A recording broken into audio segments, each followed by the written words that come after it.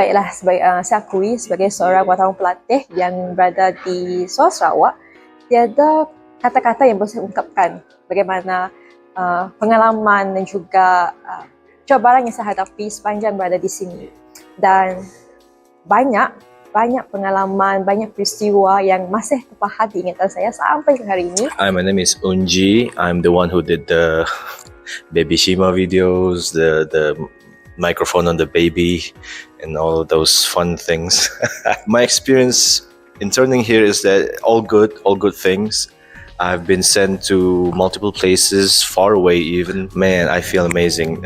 This internship has been a blast. It's been a journey for me, and I wish I could be here for a little bit while, so because I don't want to leave this place yet. Sebenarnya saya berasa sangat teruja sebab tidak pernah menjadi seorang wartawan.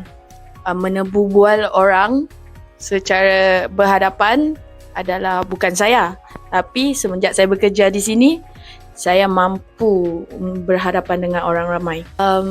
Setakat ini pengalaman saya dalam menulis berita, bagi saya itu adalah pengalaman yang tidak terlupakan sebab banyak cabaran dan halangan semasa membuat. For my feeling during the internship, it was definitely hard. It wasn't easy to reach this far. But I had an amazing experience. Both the good and the bad. Whatever it is, it's an experience. Every single day is an education. So for my hope for upcoming interns, especially our junior, you must be prepared. Alright, that's it.